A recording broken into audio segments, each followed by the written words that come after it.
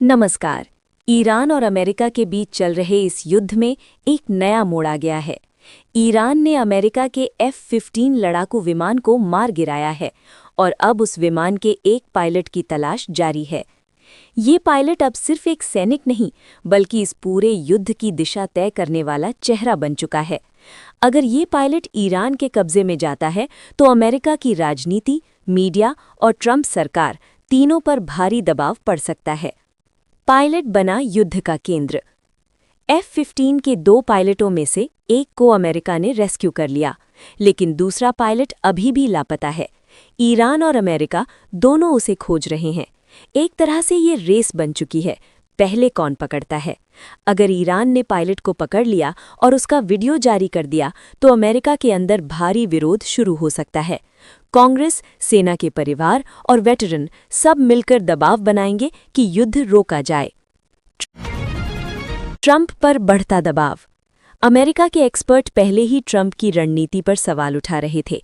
अब सवाल और बड़े हो जाएंगे। क्या ये युद्ध बिना योजना के शुरू किया गया? क्या पायलट्स की सुरक्षा पर ध्यान नहीं दिया गया? रिपोर्ट्स के मुताबिक ट्रंप की अप्रूवल रेटिंग गिर रही है। करीब 75% अमेरिकी लोग जमीनी युद्ध के खिलाफ हैं। यानी ये युद्ध अब सिर्फ मैदान में नहीं, बल्कि अमेरिका की राजनीति में भी लड़ा जा रहा है। अमेरिका का नुकसान। रिपोर्ट्स के अनुसार अमेरिका को अब तक कई बड़े नुकसान हुए हैं।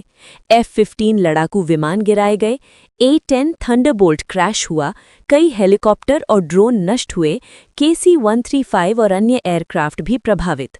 कुल मिलाकर अरबों डॉलर का नुकसान बताया जा रहा है, और रोज का खर्च अलग। पेंटागन अब मान रहा है कि 300 से ज्यादा सैनिक घायल हुए हैं। ईरान की रणनीति।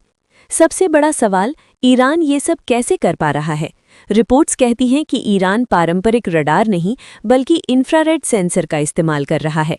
इससे विमान की गर्मी से उसकी लोकेशन पकड़ ली जाती है और पायलट को पता भी नहीं चलता कि वो टारगेट हो चुका है। यानी अमेरिका की हाईटेक टेक्नोलॉजी को ईरान ने नई रणनीति से चुनौती दी है। युद्ध बना नया वियतनाम।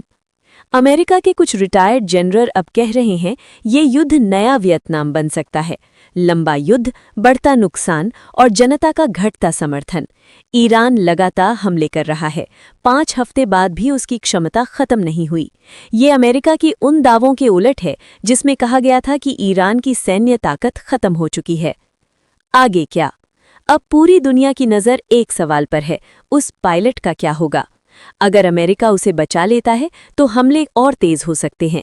अगर ईरान पकड़ लेता है तो बातचीत और दबाव शुरू होगा, और अगर ईरान उसे छोड़ लेता है तो वो खुद को मानवाधिकारों का पालन करने वाला देश दिखाने की कोशिश करेगा।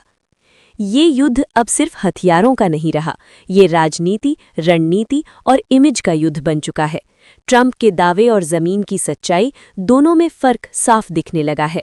क्या अमेरिका इस स्थिति को संभाल पाएगा, या ये युद्ध और लंबा खींचेगा? इन्हीं सवालों के साथ नमस्कार, मैं यश प्रसाद।